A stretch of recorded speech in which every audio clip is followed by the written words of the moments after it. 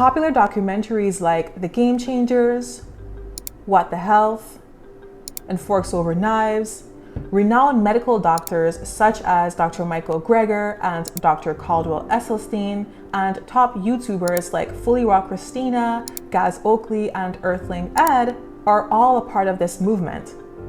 I'm sure many of you have seen content like this and wondered, should I become vegan if I want to avoid heart disease, be a superior athlete, or achieve X health goal? While I'm sure that these people are not out to cause any harm, I do wonder if they've really combed through all the data before making the claims that they make regarding health. All right, let's get into the first topic, nutritional quality.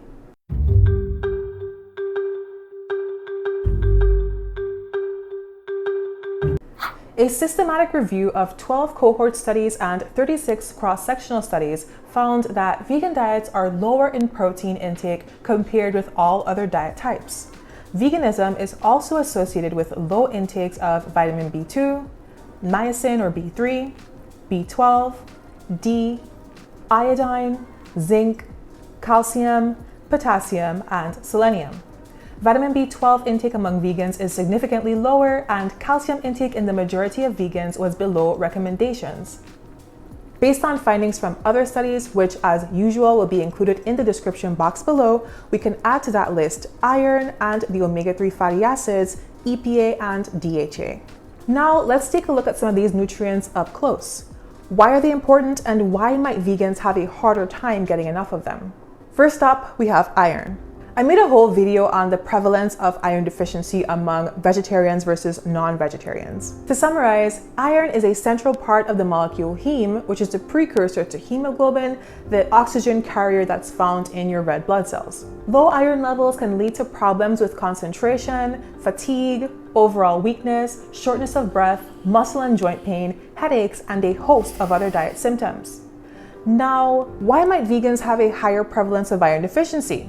One potential explanation is that the type of iron consumed in a fully plant-based diet, non-heme iron, is poorly absorbed in the body compared to heme iron from animal sources. It has been estimated that 2 to 20% of non-heme iron that we consume gets absorbed, while for heme iron, the absorption rate or bioavailability is around 15 to 35%. Non-heme iron is also affected by inhibitors, including phytates, oxalates, and polyphenols. These inhibitors make it harder for our bodies to absorb iron from plants, and the irony of nature is that the same foods that are really high in these inhibitors are also the best sources of iron. For women who menstruate each month and thus lose a sizable amount of iron every month, this effect can be even more pronounced. Next, let's look at B12. Vitamin B12 has essential hematological and neurological functions. A lack of B12 can lead to problems walking, dementia, and neutropenia. Babies breastfed by moms who do not have enough B12 in their bodies are at a high risk of experiencing developmental delays, regression, lethargy, and failure to thrive. Intake for vegans is typically below recommended levels, and this is because unfortified plant foods do not have significant amounts of B12. Furthermore, absorption is negatively impacted by age and by some medications like proton pump inhibitors. Many people who are vegan and don't supplement B12 may think that their B12 stores are fine because a B12 deficiency, or rather the symptoms of a B12 deficiency, can take years to develop. Clinical signs of deficiency are not going to typically show up right after you start a vegan diet. What's more is that deficiency may be masked by high folic acid intake.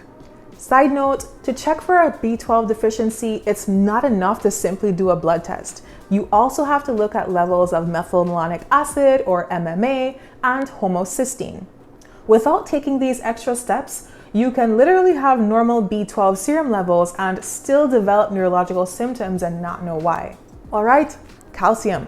Calcium is essential for muscle contractions, nerve transmission, vasodilation, and glandular secretion. Intake is typically inadequate for vegans. As was the case with iron, calcium absorption can also be affected by inhibitors, so this can make it hard for vegans to get enough calcium. Now, vitamin D. Vitamin D is essential for immune function and bone health. Getting enough vitamin D helps to reduce inflammation and reduce the risk of developing diseases like high blood pressure, heart disease, diabetes, colorectal cancer, multiple sclerosis, rheumatoid arthritis, infections, and depression. Intake of vitamin D for vegans tends to be well below that of vegetarians and non-vegetarians. To be fair though, low vitamin D is actually common across dietary groups. Zinc. Zinc plays essential enzymatic roles in growth, immunity, cognition, bone health, and the regulation of gene expression. Zinc deficiency can lead to stunted growth, poor appetite, dermatitis, alopecia, endocrine dysfunction, and impaired immunity. This is yet another mineral whose absorption is affected by those same inhibitors that I mentioned earlier. Protein. Protein is required for enzymes, transporters, hormones, and tissues. Vegans generally do meet protein intake requirements even if they're at the lower end, so nothing bad to say here. I just wanted to bring that up because I know it's a question that a lot of people have. Omega-3 fatty acids. Omega-3 fatty acids, eicosapentaenoic acid or EPA, and docosahexaenoic acid or DHA help to improve endothelial function. They also lower triglyceride levels, reduce inflammation, and lessen the risk of blood clots and arrhythmias. When thinking about fats, it's important not just to consider the types of fats that you're ingesting, but also the ratios, particularly the ratio between omega-6 fatty acids and omega-3s. Vegan diets with high amounts of omega-6 from plant oils like corn, sunflower, and safflower oil may tilt the scale in favor of omega-6 fats, and not eating oily fish rich in omega-3 may make it harder to strike a balance between the two. Walnuts, flax seeds, and chia seeds are commonly touted as excellent vegetarian sources of omega-3, but that isn't entirely true. These plant sources are rich in alpha-linolenic acid or ALA, which is a type of omega-3 that is beneficial in its own right, but it is not equivalent to EPA and DHA. Our bodies fortunately do have enzymes that convert ALA into EPA and DHA, but the process unfortunately is not very efficient. Alright, so that's all I'll say about nutritional quality. Now let's move on to cardiovascular health.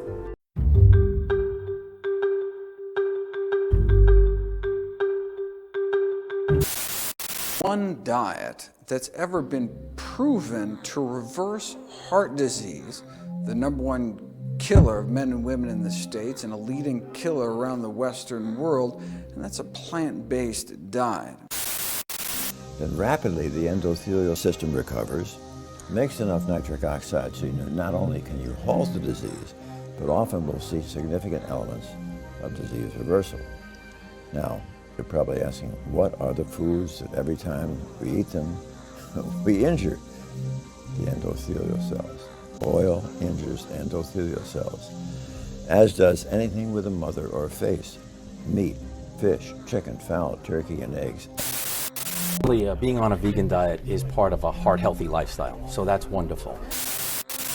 I'm sure all of these professionals had good intentions, but the data does not really agree with what they're saying in those videos. First, let's define cardiovascular disease. Atherosclerotic cardiovascular disease, or ASCVD, is an umbrella term for several different ailments which affect the heart and blood vessels, including coronary heart disease, ischemic heart disease, heart attacks, peripheral vascular disease, and stroke. Okay, let's look at research study number 1. In one large cohort study of 650 non-Hispanic white adults, researchers compared cardiovascular risk factors among vegans, lacto-ovo-vegetarians, and pesco-vegetarians. In this table, I've highlighted the outcomes for which each respective group had a significantly lower prevalence than non-vegetarians. As you can see, lacto-ovo-vegetarians had the most protection from cardiovascular disease, followed by pesco-vegetarians and then vegans. In another study by the same group of researchers, cardiovascular risk factors were assessed in about 600 Black men and women, and the results were a little different. Unfortunately, this is one of those examples where they didn't have enough vegans to assess them as a standalone group, so vegans were combined with lacto-ovo-vegetarians for the analysis. All right, here is the data. Just like before, the risk factors are on the left, and the yellow boxes indicate outcomes for which a particular group fared better. More yellow equals good. This time, the vegetarian/vegan group fared best. Again, I wish we could see the vegan data alone, but we have to do the best we can with what we have. Okay, the last big study I'm going to present was done with over 48,000 participants. These people were recruited and followed for nearly 2 decades to see which participants ended up with heart disease or had a stroke. Which group do you think was most at risk for having cardiovascular problems? It turned out that fish eaters and vegetarians had lower rates of ischemic heart disease than meat eaters, although vegetarians had higher rates of hemorrhagic and total stroke compared to meat eaters. Even when accounting for confounding variables like fruit and vegetable intake, the findings remain the same. The authors of this paper state in the discussion that these findings are not entirely consistent with what is expected given the lower LDL or low density lipoprotein cholesterol levels of vegetarians. Nevertheless, there have been other studies published showing that low LDL cholesterol is correlated with higher hemorrhagic stroke risk. In this same paper, there's a discussion of studies that were done in Japan that found that people who consumed only small amounts of animal products had a greater risk of suffering from and dying from hemorrhagic and total stroke. The authors propose that lower levels of certain vitamins that are essential to circulatory system function like B12, D, and omega-3s may play a causative role. Of course, more research is needed. Okay, so that's enough observational research. Now I want to get into the intervention studies. These are studies where you take people who are following diet X and put them on diet Y to see what happens. From this research, we have evidence that vegan diets are beneficial for losing weight and for reducing inflammation, 2 things which are beneficial for protecting your heart.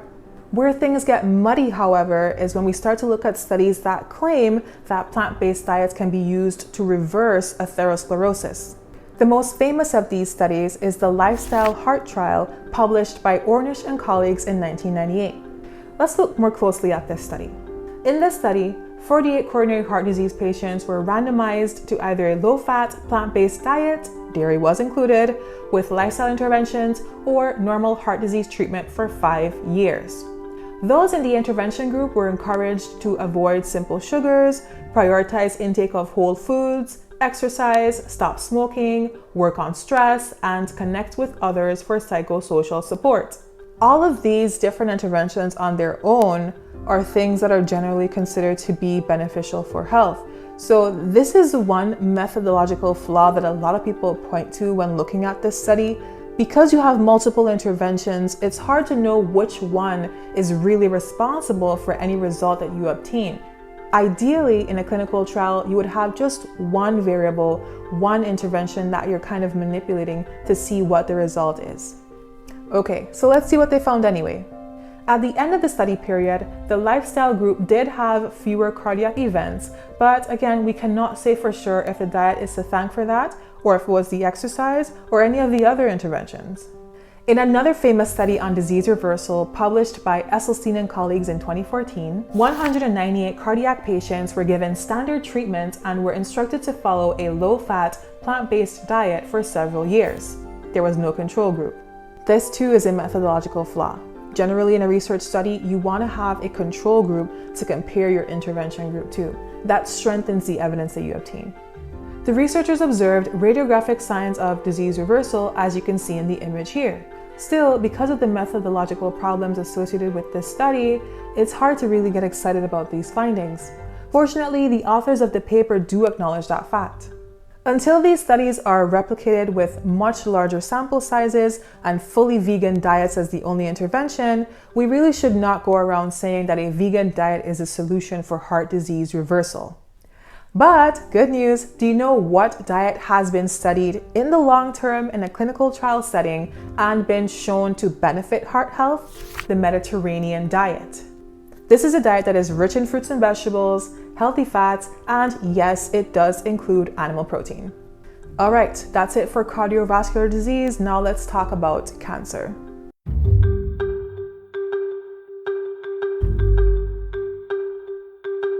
Cancer is far more complex than heart disease, so the data is a bit more scattered here.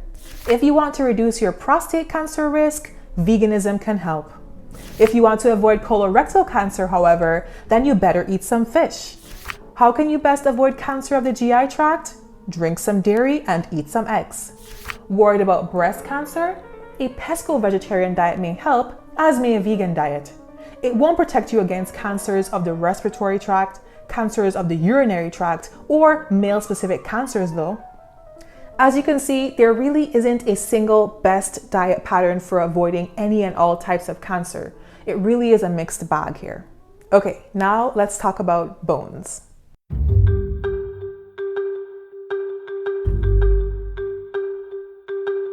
Data from several large studies support the conclusion that vegans tend to have poorer bone health outcomes. One of the more recent publications on this comes from the EPIC Oxford study. For this 10-year study, they recruited 29,000 meat eaters, 8,000 fish eaters, 15,000 vegetarians, and about 2,000 vegans. Here are the results. The authors concluded that non-meat eaters, especially vegans, had higher risks of either total or some site-specific fractures, particularly hip fractures.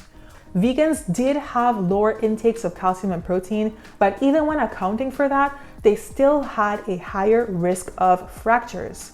A later review on the association between vegan diets and bone mineral density further supports this. This review put forth results from several studies in which those who were fully plant-based had worse bone health.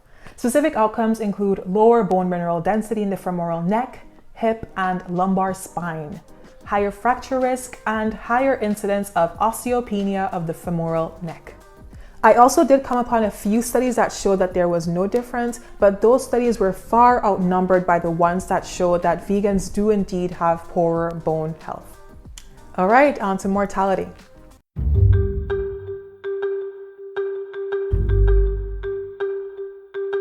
Finally, let's look at mortality, or let me phrase that more nicely, longevity. I made a separate video about this already, so I suggest that you check that out for a deeper dive on this topic. To summarize, data from the Adventist Health Study 2 suggests that pesco-vegetarians had the longest lifespan for many causes of death, particularly in women, while men enjoyed long lifespans when they opted for either a vegan, lacto-ovo, or pescatarian diet.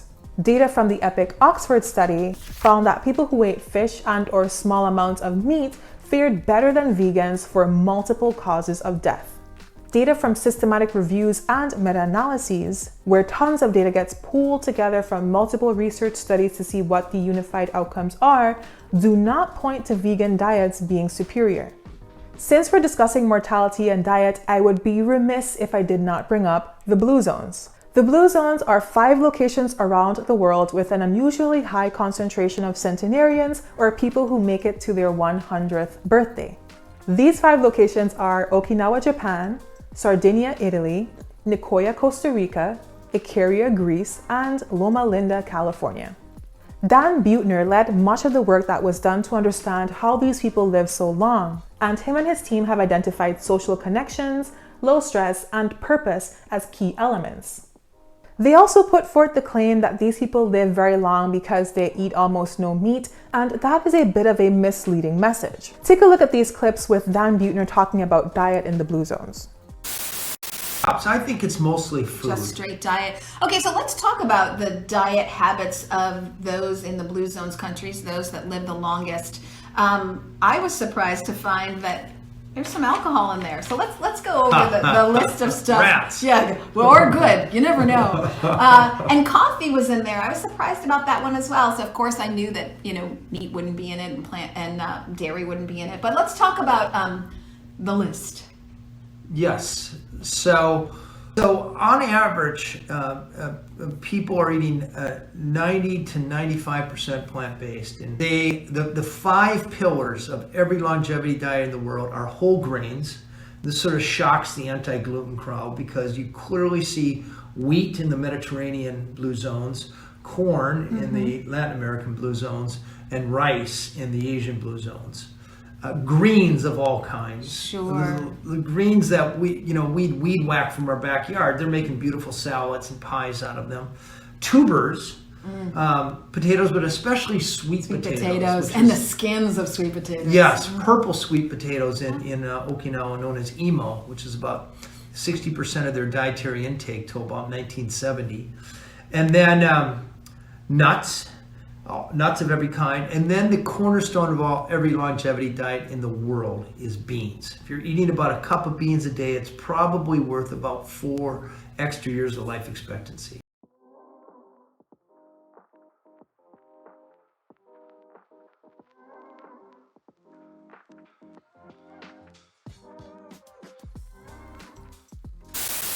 There are 5 zones on the planet, generally speaking? Yeah, statistically longest lived. Okay.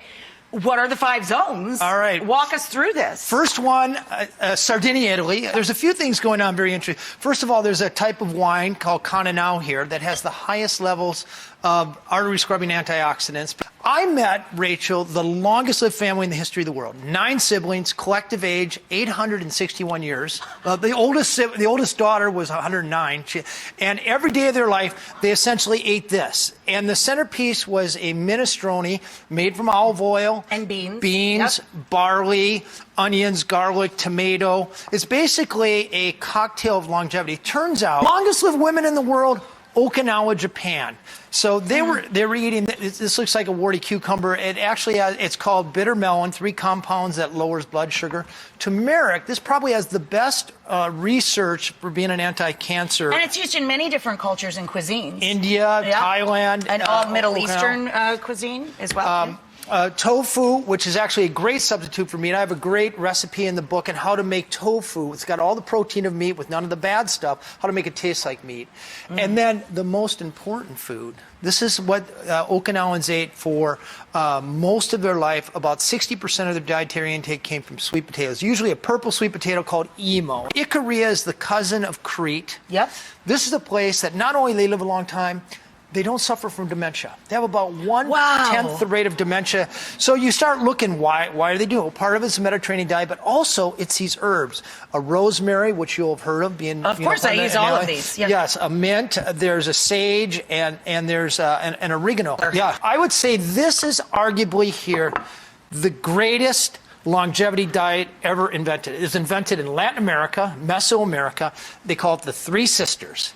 Corn, which they use to make these beautiful whole grain corn tortilla, beans, and squash. And then here in America, the longest lived Americans are actually among the Seventh-day Adventists. They're conservative Christians, the highest concentration of whom live around Loma Linda, California, not far from Los Angeles. They live about 7 years longer than people living in the next town over. Amazing, so you start asking yourself, well, why is that? Well, one of the reasons is they take their diet directly from the Bible. Wow. In Genesis, God actually talks about the diet of the Garden of Eden. Every plant that bears seed, so nuts and beans and grains, and every plant that bears fruit. Based on these clips, you might think that these people eat an exclusively plant-based diet, but you would be wrong. People living in the blue zones do have a tendency to eat less meat than your average Westerner, but they're not exclusively vegetarian, much less vegan. In Okinawa, Japan, people traditionally eat a diet rich in plant foods with small quantities of pork and fish. In Sardinia, Italy, it is customary to eat small amounts of meat, fish, and poultry, and to have lots of sheep and goat milk. In Nicoya, Costa Rica, small amounts of meat are customarily consumed as well. In Icaria, Greece, meat and fish make up a little over 10% of their Mediterranean-style diet.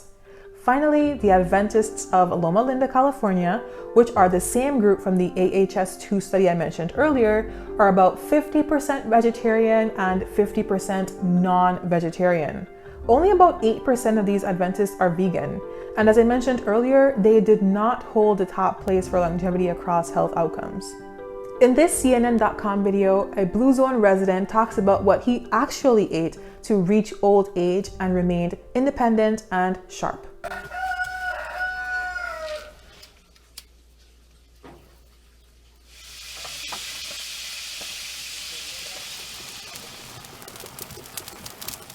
Nadie me levanta qué, pues ahí.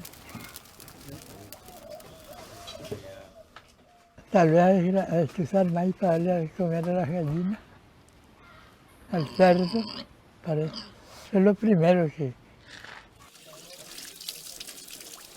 como, pero no bastante. Carne de res, carne de cerdo, y arroz y frijoles. 4 alimentos que no faltaban, gracias a Dios, en mi casa.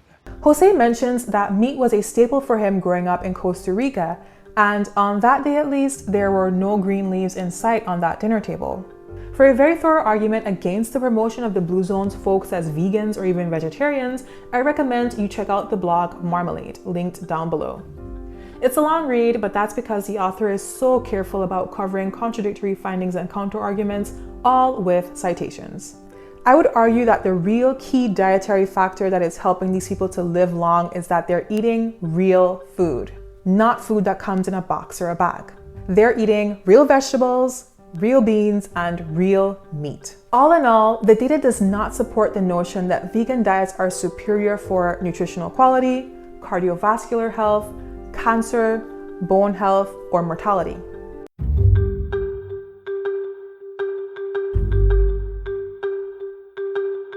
I recognize that these results might be difficult to hear for some people because, as I mentioned in the beginning, for a lot of people, veganism is not a choice that is made purely for health reasons, it's made for ethical reasons. So, as a show of empathy, I'm going to confess something. Young Michelle was a vegan too. So when I was about 12 years old, I remember seeing these videos of animals being slaughtered, and after that, I just could not imagine eating any type of meat ever again. So at 12, I became vegan. And shout out to my mom for putting up with me and cooking a separate pot of food for me on a regular basis to make sure that I was not just eating bread and ketchup every day. But anyway, I continued that pattern up until about college, and that's when I started to really run into issues. So my hair was falling out, I was constantly fatigued, and those issues didn't go away until I was basically forced to start eating fish again. That was a whole ordeal for me. I felt very much like I was betraying something. I felt disgusted with myself, but I listened to my body, and ultimately I feel like I was better off for it. Do I like that any living being has to die in order for another to live? No. Just like you, when I watch a nature show with the lion hunting the gazelle, I root for the gazelle, even though I know that the lion is just doing what nature intended for it to do. I too felt guilty after watching Seaspiracy, and Blackfish had me in tears. Still, I think it helps to remember that man-made slave trades and destructive farming practices have nothing to do with nutrition. These are structural problems that need remedying, but they don't change our physiology.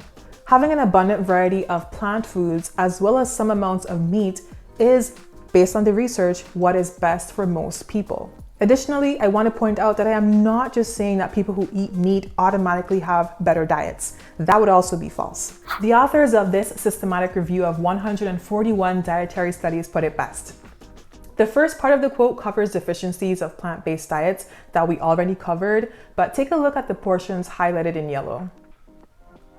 Meat eaters were at risk of inadequate intakes of fiber, polyunsaturated fats, alpha-linolenic acid, folate, vitamin D, E, calcium, and magnesium. There were nutrient inadequacies across all dietary patterns, including vegan, vegetarian, and meat-based diets. So really, we can all work on improving our diets. And I think we can all learn from each other as well. That's because the main dietary issue in this country is not meat intake. It's refined processed foods taking the place of real whole foods. That's just my professional opinion. Before I end the video, I also want to talk about what we can learn from vegans.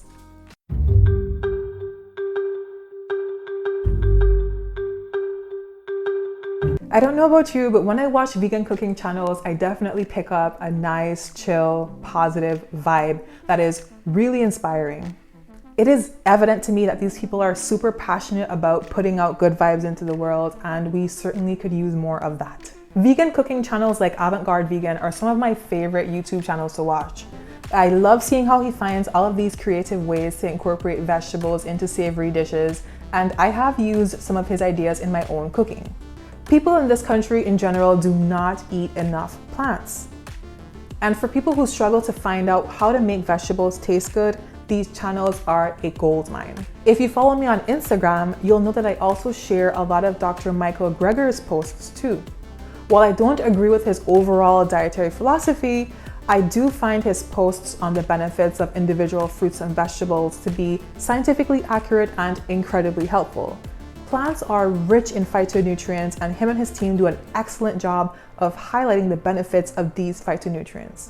And with that, I will conclude this video. Thank you for watching, and don't forget to subscribe for more nutrition content. Take care.